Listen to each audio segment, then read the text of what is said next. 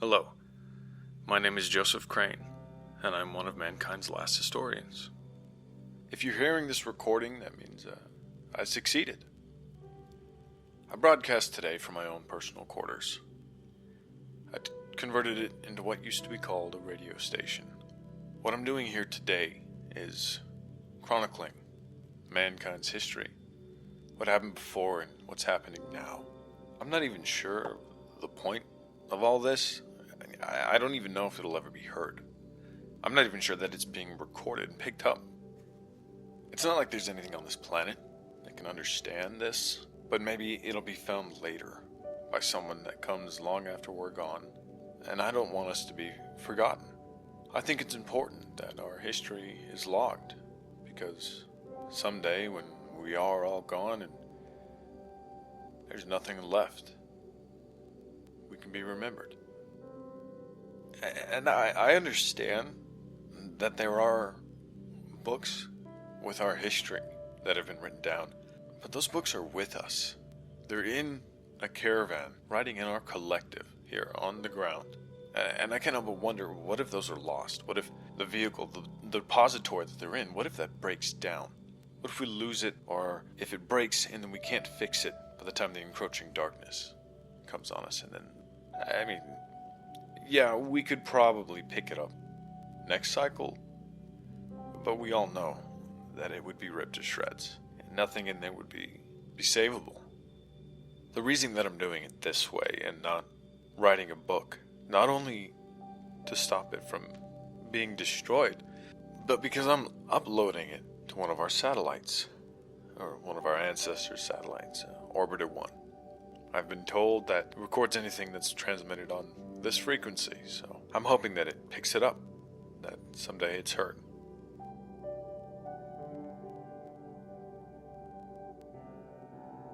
Orbiter 1 is part of the satellites that were launched by the second generation that landed on this planet 500 years ago, about, give or take.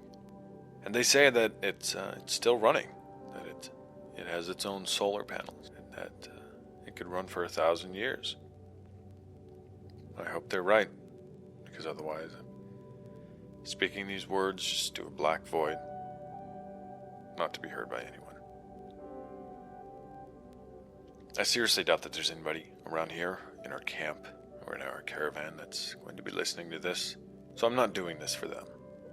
They know what's happening. They're here, they're living it with me. This is for whoever comes after and wants to hear our story. It's for you. For you to know what happened to us. I'm going to give you a quick overview, a background of who I am and how I'm doing this. To start off, as I said, my name is Joseph Crane. I live in segment 13 of the caravan. I was born and raised as a traveler. I've been on the road my whole life. I'm broadcasting this on a small transceiver that I have, that I had to trade a lot of credits and a lot of rations for. But it was worth it. I'm recording this with a little handheld recorder that I found and I fixed myself. I'm recording this in my personal quarters, like I said. I do this at the end of the day, after I've done my duties, after I've fixed what I've needed to fix, because I am a mechanic by trade, low level. I fix small things. I change tires, fix lines, locks, all that kind of stuff. It's nothing big. And that's okay, because that gives me time to do this. Unfortunately, though, I only have one battery. I am only able to record for about 15 minutes at a time before it dies, and it takes quite a long time to recharge after it's dead.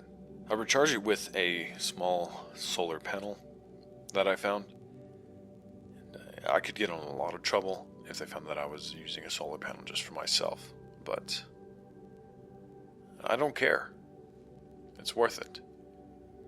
And like I said, I seriously, I don't think that anybody's listening to this in the camp, so it doesn't matter. I'm going to be long gone before anybody finds this recording. I don't want us to be forgotten, and I think it's worth it. I want to explain a bit of our history as a race, as mankind. We came a long time ago from a planet called Earth. That's why we're called the Earth Collective. Most of what I do know is legends that are told around fires and in communal meals. And I don't know the details of what happened, but I do know that something happened to Earth. Something was going wrong, and the planet was dying.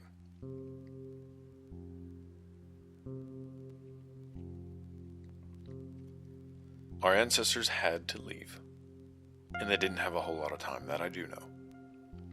They threw together what spacecraft they could get assembled in time, and they left.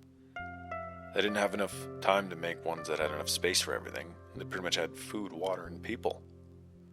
So whatever happened before Earth's collapse is forgotten, as far as I can tell.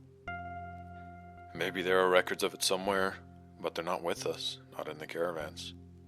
And even after that, even after they left Earth, most of it is legend and hearsay and rumors, because I haven't been able to find any history books. Most of them are locked in the depositories, kept away from us normal people, I guess. So I can't access them. I can talk to people that have read them and pick their brains and try to convince them to tell me, but most of the time they don't even bother, because they think, why? What do I need to know? I'm gonna die anyways, right?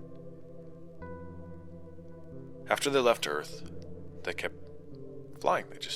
They picked a direction. As far as I can tell, they didn't know where to go. They didn't have any plans. They didn't have a planet picked out. And they just picked a direction, and they flew through space. They just kept going and going. And they expected it only to take one generation to find a planet. But the weird thing about it is, every record that I've ever been able to scratch up shows that their life expectancy was double ours. Theirs was about 80 years old, was the average life expectancy. Some legends say that some of them even live to be over 100, but that's up to you whether you want to believe that or not. But it didn't take one generation. It took 3. After the first generation, they realized that was going to take a long time, and I think much of the people were put into a thing called cryostasis, where people are essentially frozen. That way they don't need much food, much nutrients to stay alive. They just are. I don't know all the small details, but I know it wasn't easy. They lost a lot of people to starvation and sickness. And on the way here, they lost about half of who they left with. I don't have any solid numbers, because I don't have any records. They almost missed this planet too, but legend goes that one of their last few functioning sensors picked up some water on this planet. And somebody, I don't know his name, I don't know her name, their name, somebody noticed that the sensor was going off, and they convinced whoever was in charge to send a scouting ship to the planet. And the story goes, they had only a few left, so it took a lot of convincing, but they were able to get a scouting ship down here. And it looked like a nice planet back then. I mean, yeah, it looks like a nice one now. Yeah, water, plants. You could breathe. They could breathe. It seemed great. They radioed back, and they brought them all down. It didn't go well. They had troubles landing their ships because they were in such disarray of being in space for so long without repairs. They lost half the people in landing. None of the ships could take off again.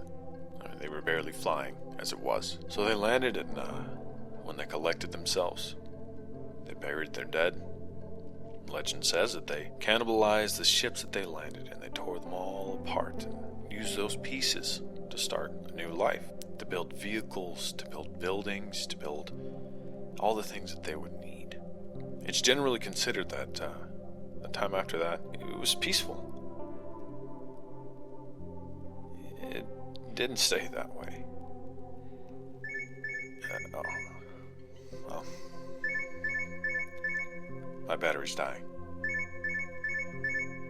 I don't have much time left on this charge, so I'm gonna finish it up. I'm gonna stop transmitting, and then I'm gonna get this puppy charging back up again. And I'll be back whenever I can, when I have enough juice to keep telling our story. So I hope the rest of my messages get uploaded. I hope that you can hear the rest of them. Joseph Crane, signing off.